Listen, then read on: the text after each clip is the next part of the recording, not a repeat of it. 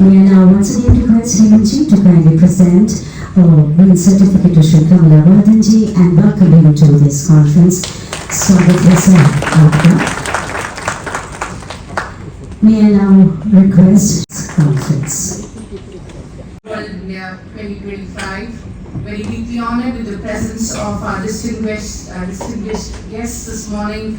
Srimati Anita Praveen, Chairperson, Warehousing Development and Regulatory Authority, Government of India. Shri Kamala Vardhan IAS, Chief Executive Officer, FICCI. Shri Ranjit Singh Ji, Joint Secretary, Ministry of Food Processing Industries. Mr. Hemant Malik and Prashant, Co-Chair of the committee. The theme of this year's edition, as you all know, is spurring growth, driving innovation and unlocking opportunities in the Indian food processing sector, which captures the aspirations and direction in which we intend to see the industry really evolving. It's a theme that underscores both the ambition and opportunity and recognizes the sector's pivotal role in shaping the economic and social landscape of the country. Food processing sector, we all know, has been the pillar of India's economy, contributing significantly to the value addition in agriculture, enhances income for millions of farmers, supports job creation across rural and semi-urban areas, and ensures more efficient food supply chains. We all know the numbers of the gross value added sector, and we'll talk about it in this gathering. And we do have a very rich and diverse agricultural base, a rapidly expanding consumer market, and a growing demand for safe, convenient, and nutritious food products. And these are very powerful tools for a strong food processing ecosystem. That is the area that we've been driving year after year, and we firmly believe that food processing sector holds immense transformative potential in realizing this vision. By enabling value addition at the farm gate, fostering entrepreneurship in Tier 2 and Tier 3 cities, and reducing post-harvest losses, the sector plays a vital role in ensuring that dividends of the economic growth reaches the grassroots. In alignment with this vision, the industry, through the FICCI, in fact, through the Rural Prosperity Initiative, is actually engaged in adopting the horticulture clusters, promoting soil health, providing skill development and building close partnerships with farming communities, with the support of advisory services, the deployment of agri-tech solutions and targeted interventions to enhance the quality and productivity. These efforts are strengthening the foundation of more resilient and thriving rural economy. Importantly, all these initiatives also support the food processing industry directly and indirectly by ensuring sustainable supplies and access to high quality raw material. Government of India, of course, has shown an exceptional commitment to nurturing this sector through various schemes like the PLI, the Top to Total, etc. And there's been a lot of push to enabling greater investment, innovation and infrastructure development. World Food India, led by Ministry and supported by FICCI as the national event partner, has become a marquee global platform showcasing India's food processing capabilities and investment potential. And we have with us Ms. Anita Praveen, who actually led this last 2 years and really made this into a great event for everyone to really be there and showcase themselves as a strong Indian food processing sector that we are. I'd like to acknowledge the role of our co-chair in driving a very positive agenda for the sector, taking the private industry concerns, issues, and some constructive ideas to the government all the time. Also, the FICCI Delight report, which is going to be unveiled shortly, will offer some valuable insights for driving growth in the food processing sector. Hope you do find it valuable. Together, we have the opportunity and the responsibility to reimagine India's food processing sector as an engine of innovation, rural empowerment, and global leadership, and we all together can make it happen. Thank you once again for being with us today, and I wish you all a very engaging and fruitful sessions going forward.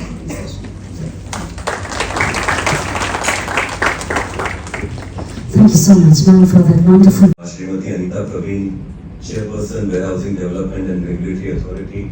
Madam, thank you for being here. You have been a great supporter for food processing over the years, and I think we are enjoying the benefit of your leadership. I'm delighted to welcome Shri G. Kamala Vardhan Rao Ji, IAS Chief Executive Officer, FICCI. So your being there and your deep understanding of food processing has been of a great support to the industry. We keep on leaning on you, and we are grateful to you for always giving us time and a hearing. Mr. Ranjit Singh Ji, Joint Secretary, Ministry of Food Processing Industries, Government of India. Yogi Vij, Director General FICCI, my colleague Prashant, and once again, ladies and gentlemen. On behalf of the FICCI Food Processing Committee, it's my great pleasure to welcome you all to the 16th edition of Food World India 2025. This year's theme is being about spurring growth, driving innovation and unlocking opportunities in the Indian food processing sector. We have a very good report which has been built by Deloitte, and thank you very much Deloitte for, I'm looking forward to the release and what it is talking about. I think the idea of spurring growth came up because last couple of years have been a little tough for the industry. And what had caused it to be a little tough had been a very high degree of inflation that took place. We have seen commodities going up by almost 50-60%, whether it is edible oil or whether it was cocoa, including wheat. So that has, these are prime production ingredients that we use, and everywhere that inflation has been quite significant. And therefore today the whole idea was, in terms, despite of those challenges, the opportunity in India is humongous, and what is it that we can put our head together to say how we want to take that forward. It's not like one industry, there are so many categories that are there, and each category has its own nuances. I'm sure the team which leads from the government perspective, I think it's quite it's dynamic and it's quite versatile as an industry. And it is contributing 13% to GDP, market value estimated to be almost $500 billion in 2026, with an impressive growth of 15% annually. The momentum is driven by a combination of factors: increased purchasing power that we see in Tier 2 and Tier 3 cities, shifting dietary patterns, and I'll talk a little bit about that, growing health consciousness, as well as, most importantly, a policy environment that strongly encourages private sector investment. In this, I would like to thank Ministry of Food Processing Industries for playing a pivotal role in this transformation. The ministry has consistently supported the industry through forward-looking policies, catalytic schemes, and an inclusive approach to industry engagement. I think whenever anybody from the industry has wanting to get time, they have been welcomed, and the issues have all been understood. I think the BLI scheme has been a seminal introduction, as well as the PM formation of micro food processing enterprises scheme. We deeply appreciate the ministry's proactive role in facilitating industry consultations, simplifying regulatory processes, supporting value chain developments, and promoting Indian processed foods. I must take this opportunity to specially acknowledge the outstanding role played by Food Safety and Standards Authority of India under the visionary leadership of Shri G. Kamala Vardhan Rao. FICCI has not only raised the bar for food safety and hygiene standards, but also built an efficient and responsive regulatory ecosystem. They have challenges. They have to listen to the industry, they have to listen to the consumers, they have to listen to civil societies, and they have to then decide what is the best for the Indian consumers.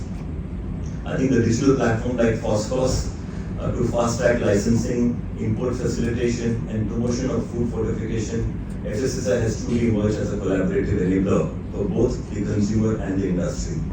Its continued efforts in aligning Indian food standards with global benchmarks are helping Indian food products gain confidence and acceptance in the international market. The industry too has embraced this partnership model, investing in safe food infrastructure, clean label production, quality assurance labs, as well as consumer education. We are proud to say that the Indian food processing sector is not just complying with standards, we are aspiring to lead them. I would like to take a few minutes and talk about some of these consumer trends that we are observing right now.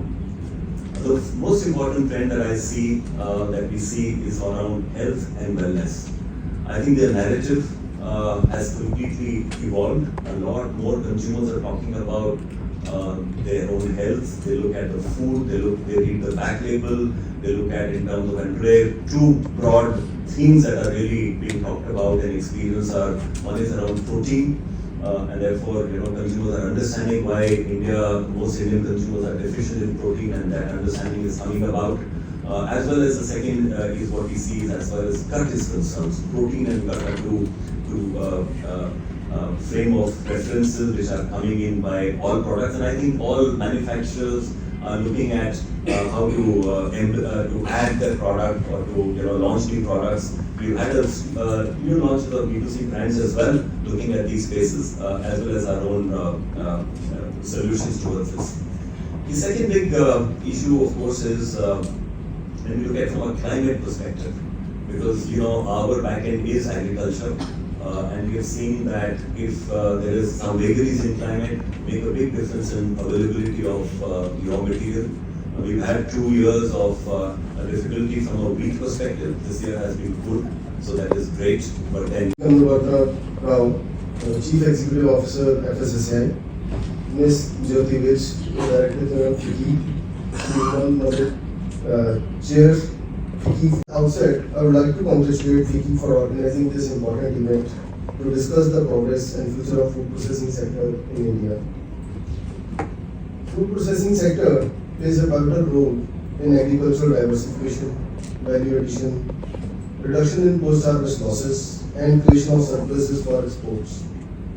A strong and thriving food processing industry ensures better returns for the farmers, enhances employment opportunities, and boosts export revenues. This I can say with full conviction, coming from agricultural background, having worked in Ministry of Agriculture, having seen the exports, imports part, the trade part there. This all are the hard facts which we must consider. Not only that, the food processing serves as a crucial link between the agriculture, that is the primary sector, and the industry, that is the secondary sector, enhancing value of agricultural produce, driving favorable demand for Indian products in the global markets.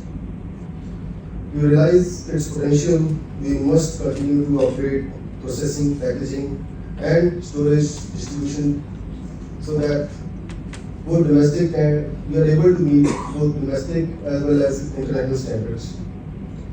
In recognition of this, the government has already accorded very high priority to the food processing sector.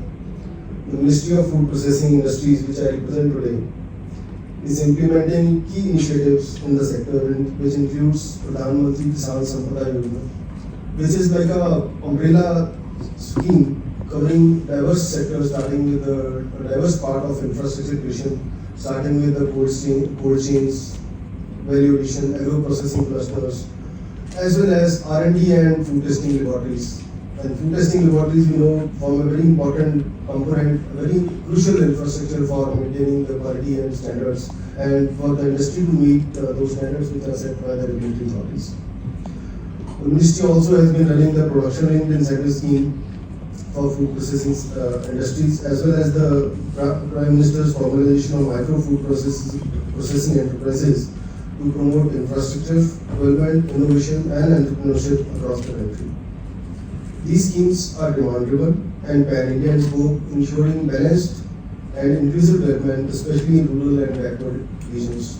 And we are seeing the outcomes, the results of these investments that have taken place over a period of time. Many of these players, small, they are graduating to become medium, and they are coming into be a part of value chains and feeding to the larger players. In India's agricultural context, processing is essential to minimize post-harvest losses, particularly in perishables. And we know that historically insufficient value addition has adversely affected rural employment as well as the rural incomes. Major, the bottleneck that has been identified has been the infrastructure at the farm level. Immediately after harvesting, where does the produce go, how is it handled? So now with the comprehensive coverage of schemes, including the ministries of agriculture, animal husbandry, dairy, fisheries, as well as with the Ministry of Food Processing Industries, that entire holistic requirement of infrastructure is being looked into. As far as the ministry is concerned, it remains steadfast in its commitment to transforming India's food processing ecosystem. Till date, Ministry has funded almost 1,600 projects leading to creation of 41 lakh tons of food processing capacity and benefiting approximately about 9 lakh farmers. And this is in addition to what the industry has been doing at its own. The performance-linked incentive scheme for food processing industries has catalyzed investments worth 7,000 crores and generated over 2.5 lakh mandates of employment opportunities. About 171 food processing companies have been approved under various scheme components, including 70 MSMEs and 40 contract manufacturers for the large players. Additionally, the Pradhan Mantri formulation of micro enterprises scheme, which was launched only in June 2020, has supported almost about 2 lakh micro enterprises through credit-linked subsidies and infrastructure support to them. This scheme plays a very strong role and with a strong emphasis on women-led SC/ST owned enterprises, while its one district, one product approach has promoted localized entrepreneurship and value addition at grassroots level. These achievements are a testament to the ministry's sustained efforts in building a robust and inclusive food processing ecosystem that empowers farmers and entrepreneurs, strengthens value chains, and drives rural employment and economic growth. The immense untapped potential of Indian farm sector highlights the important role that domestic manufacturing can play when adequately supported by enabling government policies. With targeted interventions, this sector can significantly contribute to India's vision of becoming self-reliant and a global food basket. Over the last decade, the global food processing landscape has evolved rapidly due to liberalized trade policies. While this has opened new markets, it has also introduced challenges. In India, both organized as well as unorganized segments contribute to agro-processing, often close to production catchments. To maximize impact, stakeholders, including R&D institutions, government agencies, financial bodies, and civil societies must work together in coordination. The transformation will also require a sound understanding of global agricultural trends under the WTO framework. With rising competition and stricter compliance requirements, there is a growing need to focus on comparative and competitive advantages that India has. It's equally important to sensitize farmers and producers about the significance of quality, minimizing losses at every stage, and following good agricultural practices and global standards, all essential for further processing, packaging, and export markets. Alongside these opportunities, we must also address the prevailing consumer myths about processed foods and increasing influence of social media influencers in spreading misleading, non-compliant food-relating content, as Mr. Malik has just now highlighted. Participating, may I request you to kindly put your hands together as we now release the balance program. So released by our senior dignitaries on the dais and about to be joined by Mr. Malik. This is a very momentous occasion for us. Ladies and gentlemen, the white paper. Starting point.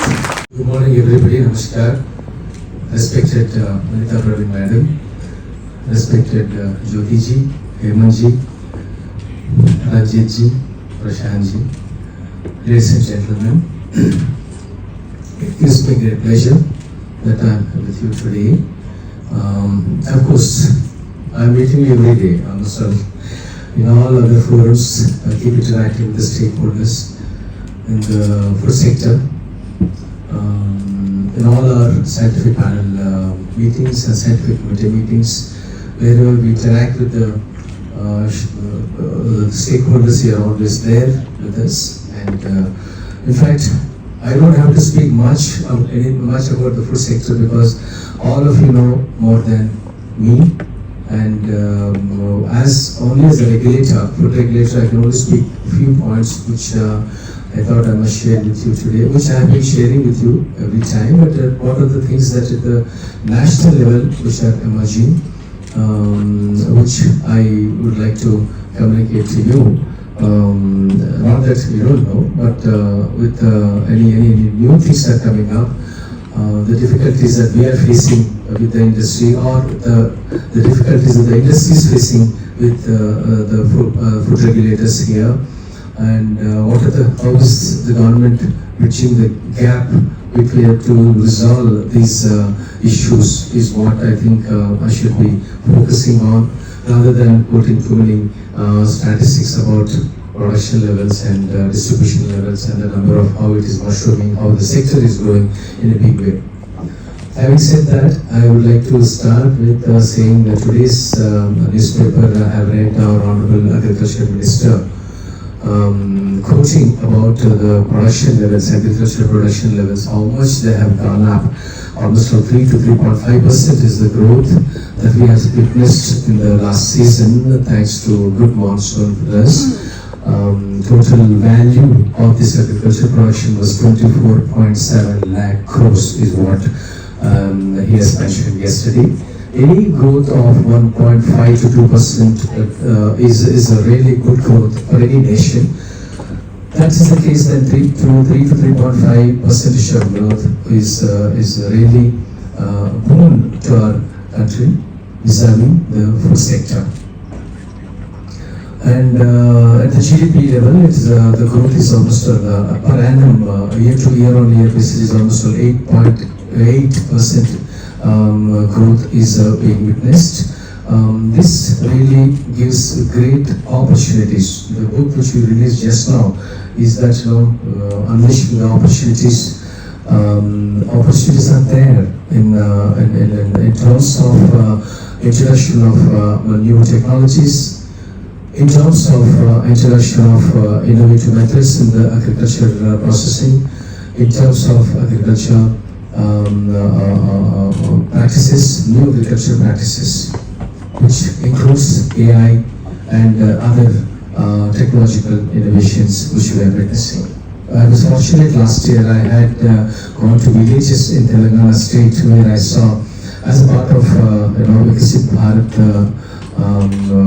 to witness that, we have gone to the interior villages in Telangana. I've seen first time drones, how farmers are using drones in spraying the pesticides and other technological innovations which are I think must have given support to the farmers in whether it is in harvesting, the technologies are used in harvesting and processing, and even in the spraying also that we have witnessed, which has helped the farmers throughout the country. So the drones technologies, AI technologies in the agriculture sector, I am sure the same thing is happening in the processing also. As far as food processing is concerned, the packaging industry has really taken up as a big leap.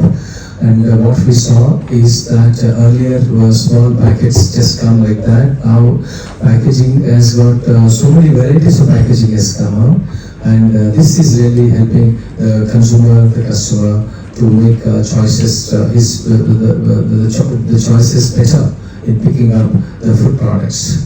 So in packaging, we recently held stakeholders consultations in Mumbai, where our Honorable MOS of Health was there. We inaugurated this stakeholders consultation.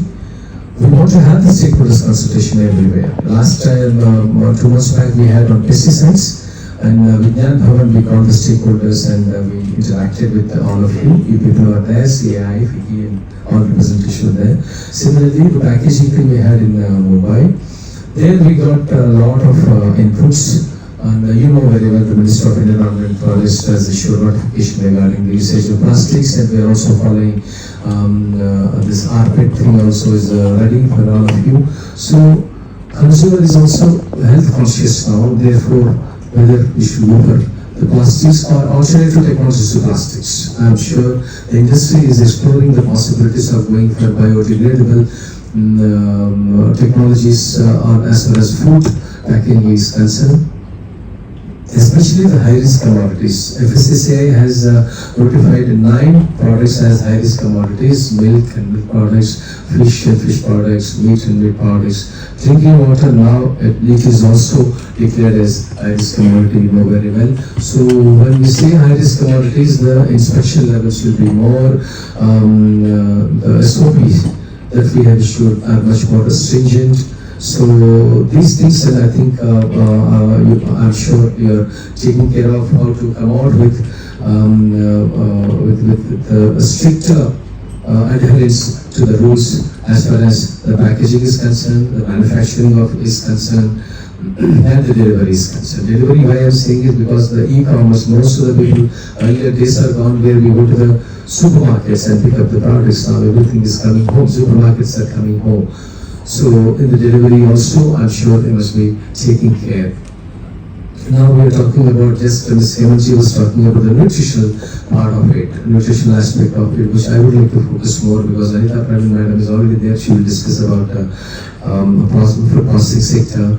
But nutritional, as far as nutritional values are concerned, now ICMR has come out with the latest guidelines last year, which they speak about high fat, salt, sugars, and they also talk about the minimally processed food and ultra processed food and the nutritional aspect. Okay, so ICMR said what is the, whether you are having the minimum calories, how much calories are required for you.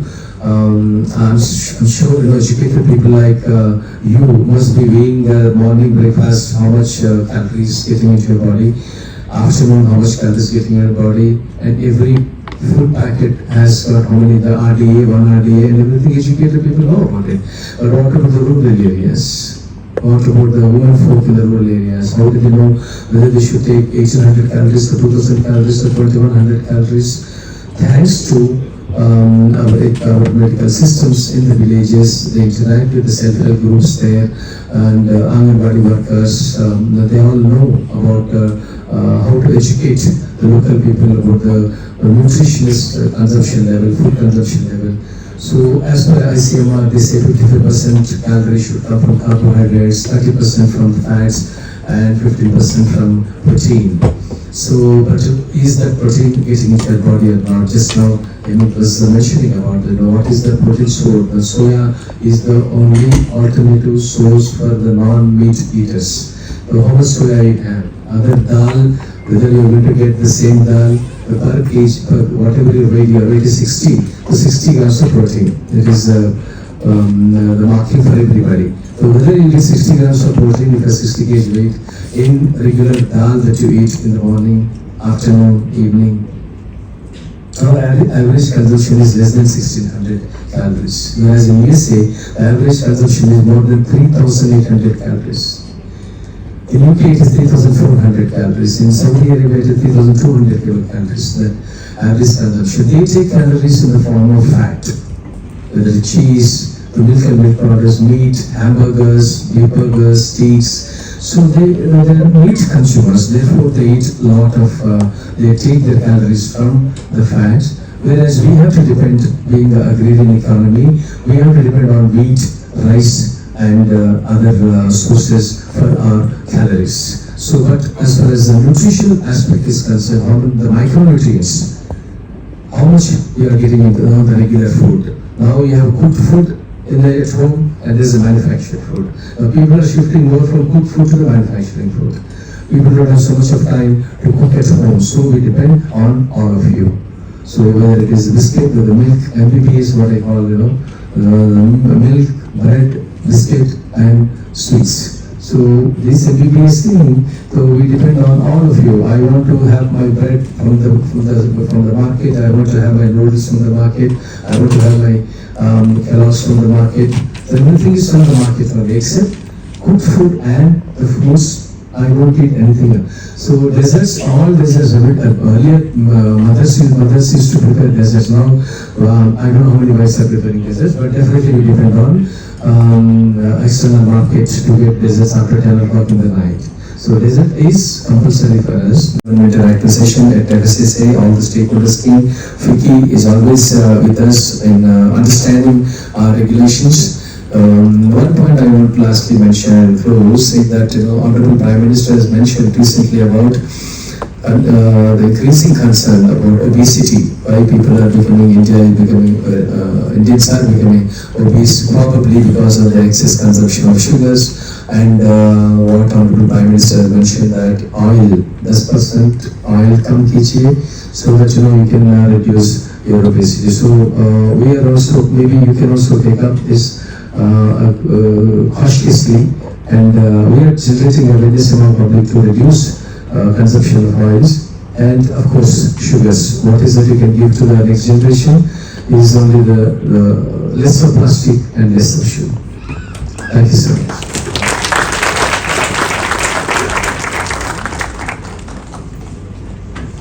Thank you so much, sir, for that very informative, very comprehensive, and very significant note from you, highlighting the issues related to health and also using the point to highlight the use of technological innovation in the food sector. Thank you once again, sir. Ladies and gentlemen, we now move to a very significant point in our conference today, as I now invite our Honorable Chairperson, Green Housing Development and Regulatory Authority, Government of India, Srimati Anita Praveenji, to kindly give the keynote address. May I now invite you, ma'am, and request you to kindly present the keynote. Dignitaries of the days, Shri G. Kamravardhan Rao, CEO of FICCI, Shri Ranjit Singh, Joint Secretary, Ministry of Food Processing Industries, Ms. Jyoti Vij, DG FICCI, Mr. Hemant Malik, Chair FICCI Food Processing Committee, Executive Director ITC Limited, and Regional CEO ITC Foods, Mr. Prashant Perez, Co-Chair FICCI Food Processing Committee and Managing Director, Terra Nova South Asia. I hope I'm not missing anyone. It's a pleasure to be here actually, because known environment, known faces makes you very happy, and that's what is happening to me today. Because I have been with the sector for more than 3 years now, if I include my tenure in the WDRA, which is very close to agriculture, and so I'm not really far away from the food processing sector in a way. And to see all familiar faces was a very happy moment for me. At the outset, I would like to thank FICCI for inviting me to deliver this keynote address. I think the food processing sector was developed as a very dear sector to me. I joined the ministry, and thereafter it really gradually grew on me, because I had not done agriculture and food processing before that. So it was a learning experience for me. In 35 years of career, I was more into industry, I was more on the finance side. So it was a great learning experience that I had with all of you. I mean, each one of you, I always say my office members and the team which interacts with me, each one is a guru. You give me some input in some form. Every interaction helps me learn. So that was a great learning experience for me. And interaction with FICCI, of course, has been at a very different level. We organized 2 major events in the ministry, and it was done with elan by them both the times. So it was a great pleasure interacting with them. And I see that they continue the tradition of doing the Food World India. In fact, strangely, the name is so similar to the event that by mistake it could just slip out of my mouth. So I've been very cautious to read it and spell it out as to what is the event today. So congratulations on organizing the 16th edition of Food World India 2025. And I see that the theme is also very interesting: spurring growth, driving innovation and unlocking opportunities in the Indian food processing sector. As I said, the sector was a learning experience for me as well, along with the inputs that came from everyone. And I can say that PLI was a real eye-opener for me. We could see how the industry made the best use of the opportunity that the government policies offered at that point of time, and the growth figures that came gradually they kept flowing in, and the pleasure that the ministry had was immense, because we saw tremendous growth coming up from each one who participated in the scheme. So congratulations to everyone and anyone who was part of the PLI scheme and who has been part of the growth story of the food processing sector. But to say that the others who were not in the sector, I mean under the scheme, have not had the benefit is incorrect, because many ancillaries, many participants are there to partake of the benefits that a particular scheme will be offering to a large player. We also had a lot of MSMEs in the scheme, so the benefit flew to their side as well. We, as a sector, saw during that period not just the farmers' income going up, but employment numbers also picking up, which was very, very encouraging, and I think government found that the numbers were encouraging enough, and it really justified that the food processing sector was assisted through this scheme. The country, as my previous speaker has just said, Mr. Rao said that we have been producing a lot of food material, raw material as far as food sector is concerned. and we keep growing year on year. Kudos to our agriculture ministry, agriculture related, all departments who are functioning in this area, the state governments, for the large production that we have. But then we know when we have large production, we just can't eat all of it. Eating is part of that entire production. So then you have to handle the food. The commodity handling is something that WTRA does, and we are players in that area. We are new in that area, so to say, because 2017 onwards, we started in the sector in the present model that is being operational. And WTRA is basically a warehouse regulatory and development agency, authority is the right word actually. But we do some part of regulation, more of development. So we are more of a development agency rather than saying that we are a regulatory authority. Regulation, of course, is to benefit the purpose for which the warehouses are created. The food processing sector and the warehousing both are two very crucial players as far as the surplus food is concerned. Otherwise, we end up with lots of losses of food. The commodities that are grown in the country will end up getting lost in post-harvest stages. Post-consumption, a lot of it remains surplus.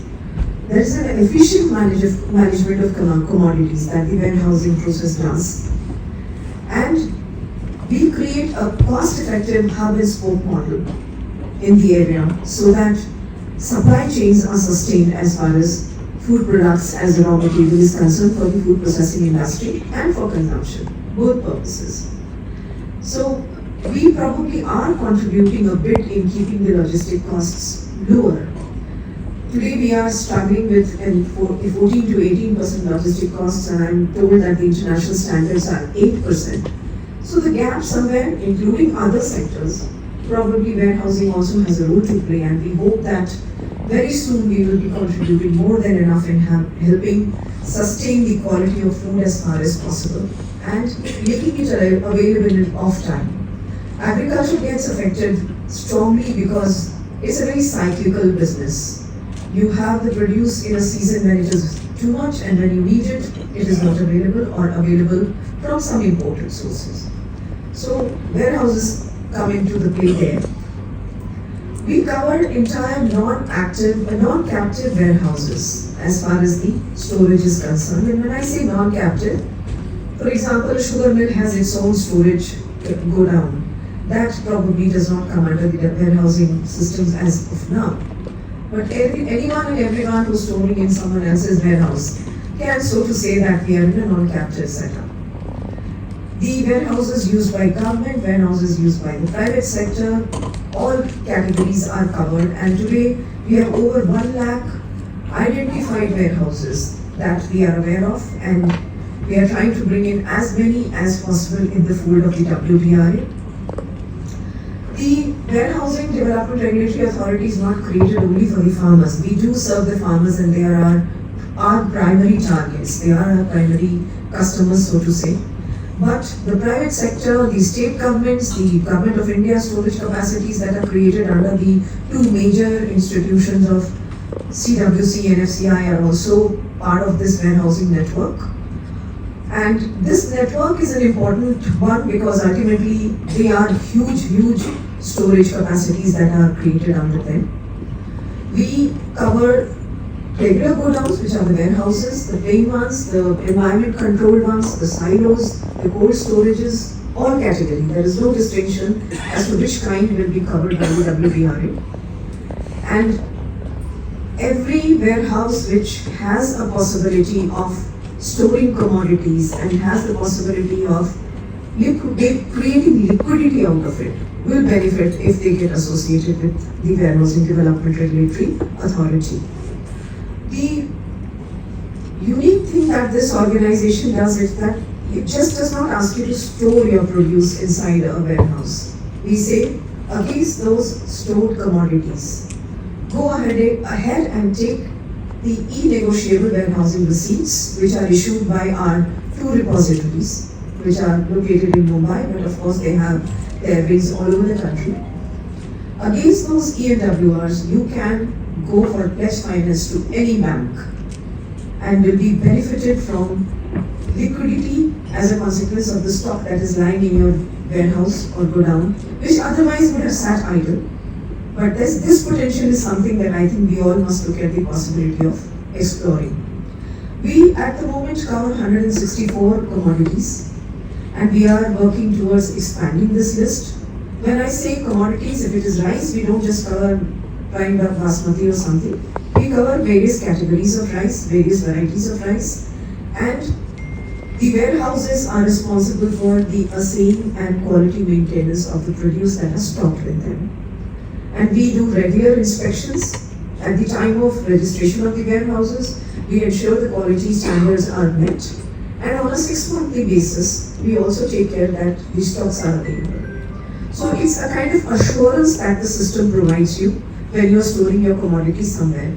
And while that is happening, your ENWR will actually fetch you funding from the banks, which I think is a very fair arrangement in the system that prevails today. Liquidity is an issue. I'm sure everyone is going for the inventory to be kind of covered by any bank. But here your commodities are covered. We also cover a few non-agri products. We cover 9 metals at this point of time. Again, that list is under scrutiny for expansion. And we hope that we start covering the e-retailers' warehouses as well in very short time. Though this is not a policy call at this moment, so no quotes to be made here. But that's an intent that I am expressing here. So need not be given in the press release, please. The industry's interest is what we keep in mind here. In case the industry is interested, we can be sitting down together and working out a crisp policy that will help your commodities, your produce also to be served by WDRA's regimen. So I'm sure you should be considering this as on a very positive note, because this is a very, regulated kind of a system where chances of mishaps are much less. I don't say zero mishaps, but chances are much less. Because there is someone who's doing inspections, someone who's watching your stocks on a 6-monthly basis, and the bankers are of course there in the vicinity to take care. For the small investors, we have, for the farmers, we cover them by the credit guarantee scheme. And for small investors, up to 2 crores, we give them the credit guarantee scheme, which again is an assurance for anyone who's operating at a small level. The big ones, of course, can take care of themselves, so the scheme does not cover them. So for agri commodities, if there is a small player and has taken a loan of 2 crores against an ENWR, that gets covered by the credit guarantee scheme. So that in a nutshell is what WDRA does. I know everyone is aware about food processing, but WDRA's role is something that I thought needs to be defined today for everyone to understand what is the potential. And in case the industry is willing, we can look at the possibility of working together to figure out how these stocks that they have also could be considered, and can something be worked around to get liquidity for you at the tip of your ENWRs. I can't say fingers here. So I think the ambition to become a good global food processing sector for the country is what we support sitting in WDRA as well. And when I was there in the food processing ministry, I was exactly working towards that. So my role has not transformed too much, and I'm happy for that. I by and large work for you, and would look forward to better interactions and greater interactions in future. And I congratulate FICCI for this great session today, that they are the sub-sectors I was just looking at, and I realized that if these translate into strong action points, the topics that have been taken in, it will be a wonderful outcome of the event today. So all the best for that, and thank you so much.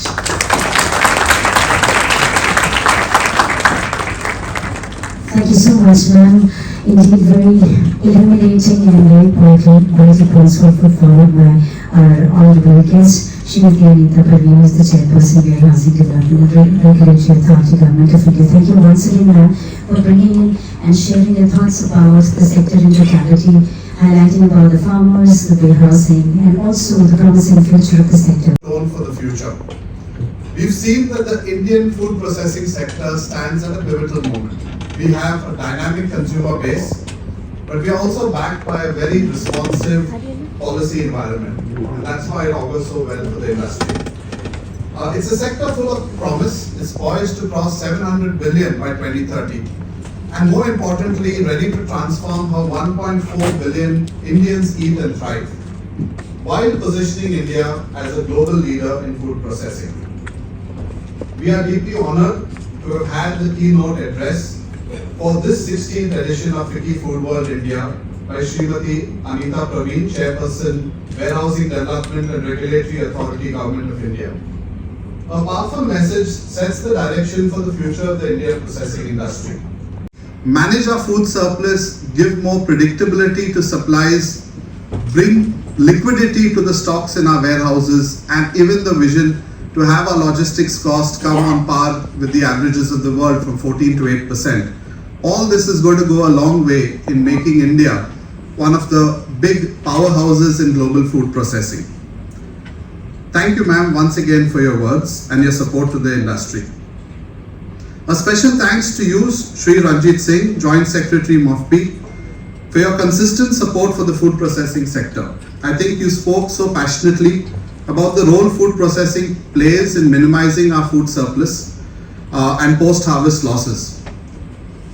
You know, MOFPI's role in actually, when you think about the numbers, we spoke about it impacting 9 lakh farmers, 2 lakh MSMEs with women as the lead, the OTOP scheme, one district, one product. All these are really far-reaching schemes which have benefited so many thousands and lakhs of people in our country.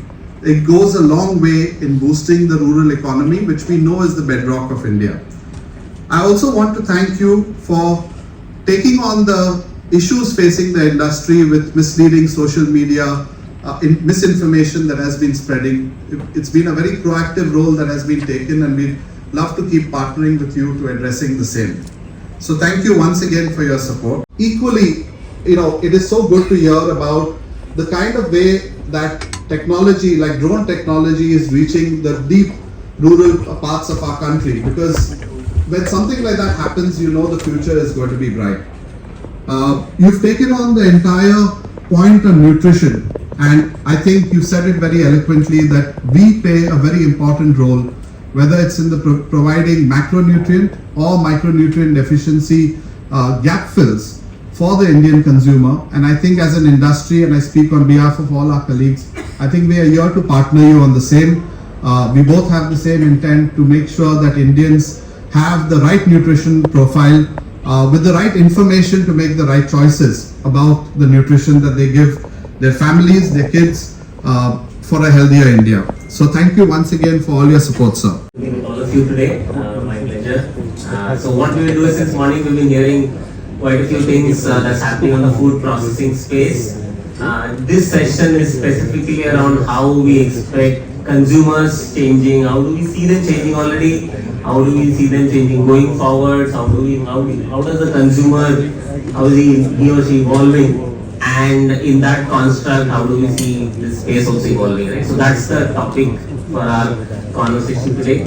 So maybe I'll start off with Prashant, and we'll just split this into 2 or 3 parts broadly. The first section is around a few questions, where each of them can share deeper insights in each of those areas. Question could be to Prashant, you, and then Vivek, you can also add to this.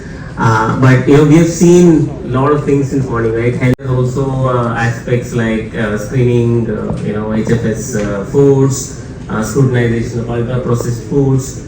So which of these trends are actually most relevant, and likely to endure, let's say, the next decade? And then how do you see even consumers in that construct, right, changing? When do you see, for example, Indian consumers adopting or adapting to these changes, and their willingness to pay, etc. Right? So how do you see the next decade go? Sure. No, thanks for the question, and lovely to be on this panel with so many of my esteemed peers. I'll jump straight into it. I think the consumers today have higher awareness of what they're eating and its health connotations than ever before. So if we want to look at the trends that are likely to emerge over the next 10 years, one of the good things to do is to look at countries which maybe were ahead of the curve, on the entire nutrition piece. Look to the West maybe and look at what's happened over there. One of the things that you'll realize is over the last decade, if health foods and health snacking has grown at about 6.2%, is just 2% ahead of what overall snacking has grown. And I'm just, looking at these two data points to say that health snacking will grow, healthy snacking, healthy foods will grow faster than the average, for sure. But it's not going to, turn the market upside down overnight, because food habits take time to change, right? So over the last decade, healthy snacking has grown as a percentage contribution to overall by just 1%. So it's from 12.5 to about 13.3%. That's almost by default, because it starts on a smaller base, you'll expect it to grow faster. So it's not that the markets have run away with health, and this is, the Western world which has had this awareness maybe come to consumers far earlier than us. Yeah, so I think that's the first thing to keep in mind. Markets are not going to transform overnight. Thank you, Prashant and Vivek, for those insights around how we expect the next decade to evolve. And a couple of things that I took away is very clearly a dialogue with the consumers becoming all the more important and prominent. And I think thank you, Vivek, for also sharing that convenience, premiumization have been there before, continue to be there, and you expect them to continue as well, right? So that's great. Evolving towards some of these preferences, is this how? I mean, and second question is legacy brands such as yours, right? Do you also start investing in these categories, or again, is it just a fad which will kind of pass? Sure, thanks. So I think Prashant made the point, and I was just going through the annual report today, and it was mentioning that 65% of Indian households are still less than 5 lakh annual income. So obviously it means that India is a land of ye bhi aur wo bhi. So obviously we have a large population which is still buying the black tea that I said, and a large population like yourself who can afford to do a 250 rupees ka kombucha.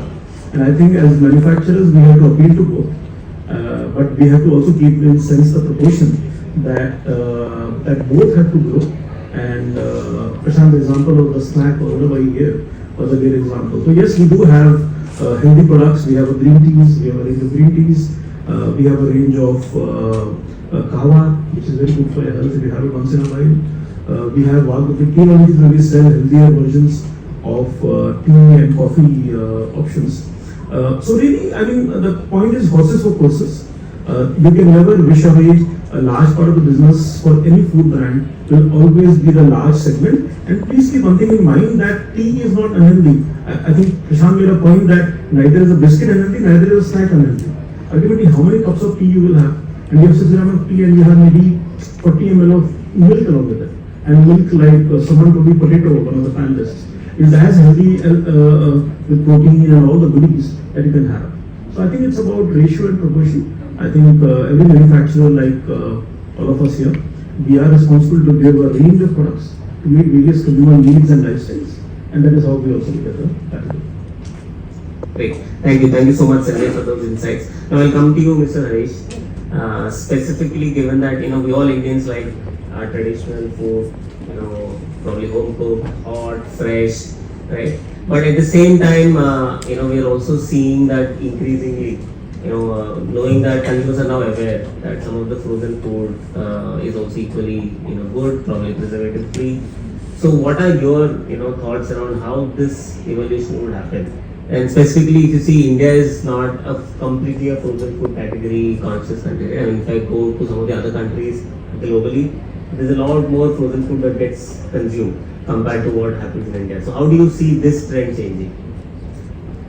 So thank you, Praveen, for the question, and I believe that this is an excellent opportunity for me also. I mean, while frozen food being a very new category in the overall landscape of food industry in India, so it's a big opportunity for me to also talk about how really there are certain limitations, certain bottlenecks to the growth of this industry. And like you rightly pointed out, the consumption of frozen food in the Western world is pretty high, and in India we are still very low consumers of frozen food. Western world, they really believe that frozen is better than fresh, and we still have the perception that frozen is not as healthy. And the real reason is there are a lot of myths around this, preservatives in frozen foods, but which is not the case. In fact, freezing is the best method of preservation. IQF, the technology which we use, is that gives you the extended shelf life. But overall, see, if you look at the growth of frozen food, yes, it is growing. The market is growing. But if I have to ask whether it is, if I have to see if it is still at the inflection point, so people in the room here would obviously say yes, we see growth in consumption of frozen food. But if you look at the overall Indian landscape, looking at the very low consumption, it is still not at that kind of a point. Yes, in certain categories, certain products, I would say like green peas, frozen French fries for that matter. But then overall in so many other food products, we don't see frozen food yet picking up. And because I would say we still have a lot of time, we invest a lot of time in preparing fresh food, freshly preparing the meals, whether it is at our homes or even if you look at restaurants. Even restaurants, I believe, do not look at the cost economies. While you get a ready-made product, you can use it as a base product, which is high in convenience. You can save a lot of time and mass production, I would say consistency in quality. But it is still a long way to go yet. The consumption of frozen food in developed countries, it starts between 20 to 30 kg per capita consumption and goes up to 50, 60 even. If you look at India, it is not even 1 kilogram. I would say hardly it would be around 500 grams actually. So we are very, very far away from reaching that level of preferring convenience over investing our time into preparing of foods. Thank you, Harish. In fact, I have seen a lot of my friends who are in some of these other countries, they are actually cooking food at home and then preserving it as a frozen format. Right? Now, I don't know whether that will become a competition with frozen foods, but thank you for your insights. Now I'll come to a very interesting topic which is on protein, and I think since morning a lot of discussions happened in the room around protein. And I felt, in fact, our report also says about 70 grams is the per capita consumption. But this reminds me of a small story, right? In Deloitte we have an annual health checkup which is mandatory. So I went to visit my doctor with a report card of my blood test. So she said I'm losing weight. And then she kind of said, okay, you don't seem to be having enough protein, or you're not taking enough protein, right? And from then I started looking at protein pretty much everywhere, right? Today there was a lot of debate in the first panel is this entire channel playbook, right? So the go-to-market strategy. Now for urban, you need a very different kind of channel playbook because e-com is disrupting, Q-com is disrupting, the traditional trade is under pressure, modern trade, is moving up and getting cannibalized through e-com.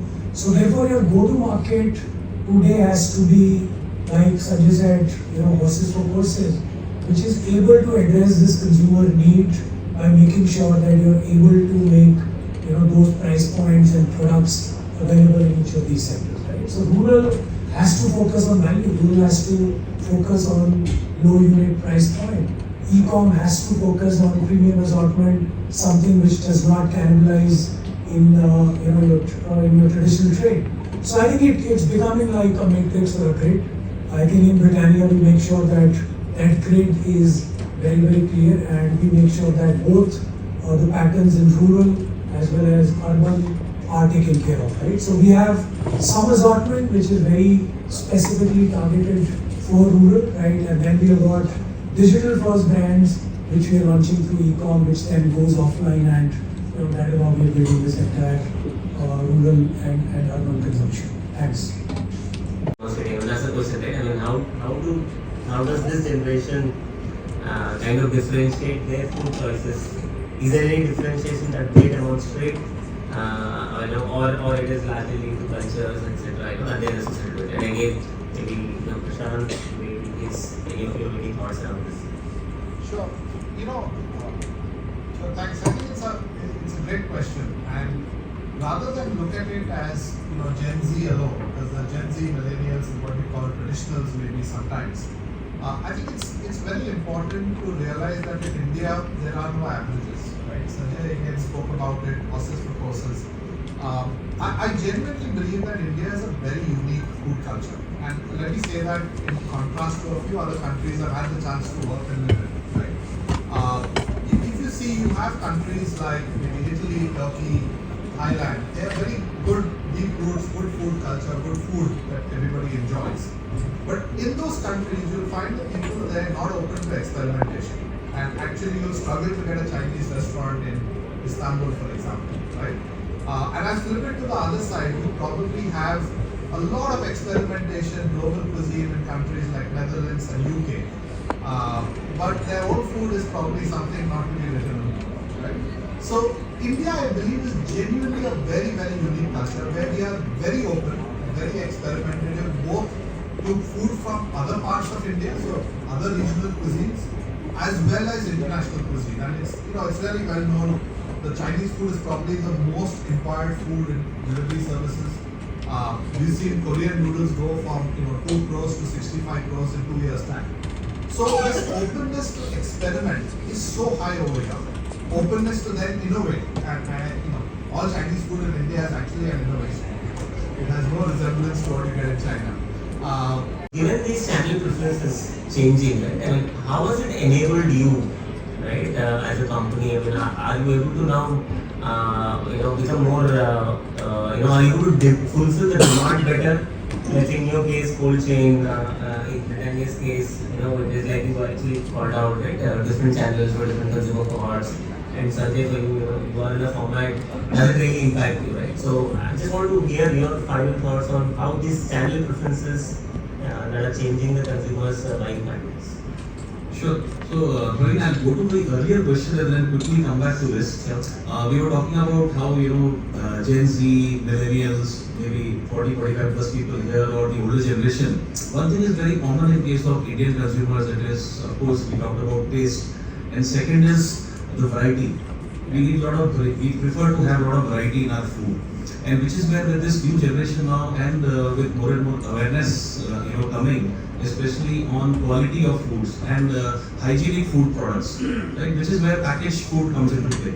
Now, while frozen being pretty much a part of packaged foods, and here is where when it comes to packaged food, there always has been a limitation in freezer space, or for that matter in general shelf space in general trade. With modern trade coming, you see that getting solved. You have larger space for the shelf, including freezer space. But what is very interesting for our kind of products, especially when it comes to I would like to talk about quick commerce. That's doing wonders. I would say that will be doing wonders. In fact, there always has been a lack of cold chain infra in the country. Be it cold rooms, or there has been breakages also in the cold chain. But on top of it, there is also, when I talk about cold chain, in fact, I also would include freezer spaces at home. There has been a limitation in freezer spaces at homes as well. With quick commerce, you can get delivered products within 10 minutes. Of course, a variety of products, because they can afford to keep so many products in their dark stores. And secondly, quickly delivered, you don't even need that kind of a freezer space at your home. So this is, I am very optimistic about the quick commerce, and also when it comes to food delivery, where again I would say frozen comes in handy. When you talked about Gen Z, my photo of the Gen Z was for this small girl, must be 15 or 18, I met in a Bihar village when I went to buy milk in Bihar in my earlier chapter. वो भी Gen Z है, that Gen Z may not be buying on e-commerce. So I was just thinking that what is the trust rate I have, because that consumer, that girl who was stunted growth, क्योंकि nutrition नहीं है वगैरह, वो भी she was also on a Geo, maybe on a mobile. She is watching the same program as maybe my daughter or your daughter. So what is the solution I have to give a Gen Z product to that consumer is something I was thinking. Yes, there is no doubt e-commerce has opened up niche brand, premium portfolio, we all have experience. But I don't think that the entire thing gets solved, because Gen Z 300 million is spoke, my friend, but I would guess that out of that only 1/3 is sitting in where my daughter and your children are, even in rural India. So I think that's the other angle which I think we don't have a solve, but yes, we should think about.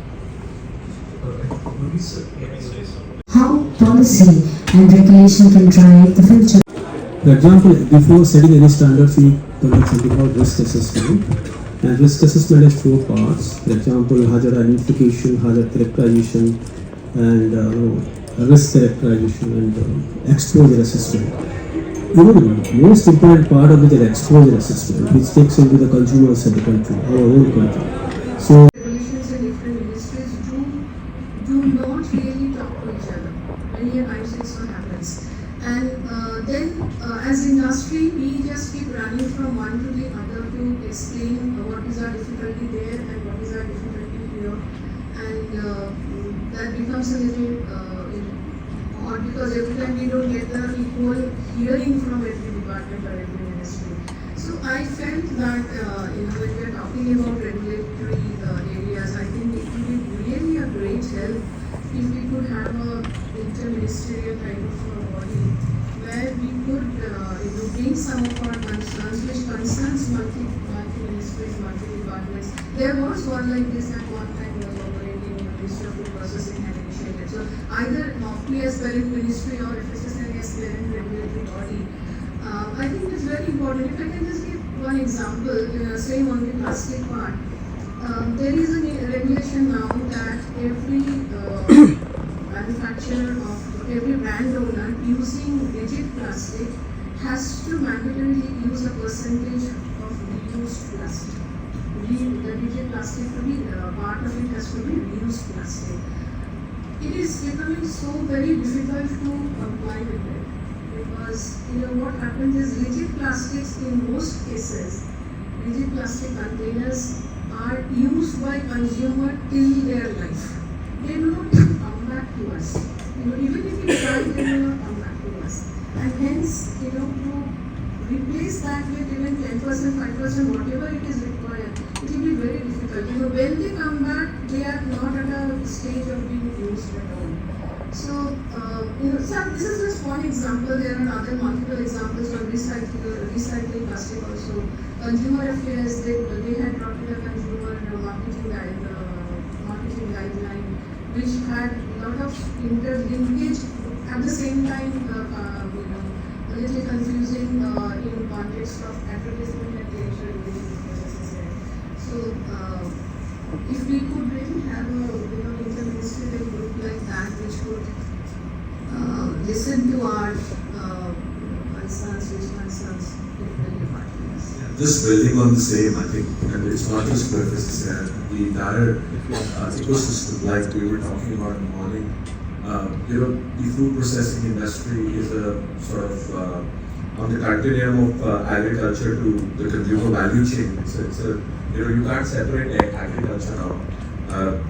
Mr. Chu was talking about much like ours, the residual sort of, that's just an example of pesticides, right? I think we need a cross-governmental ministerial sort of body which helps us take some of these challenges, because we also understand there is, when you look at the entire MOFPI sort of playing field, there are many bodies and many ministries that actually have a need to play. Conference, the 16th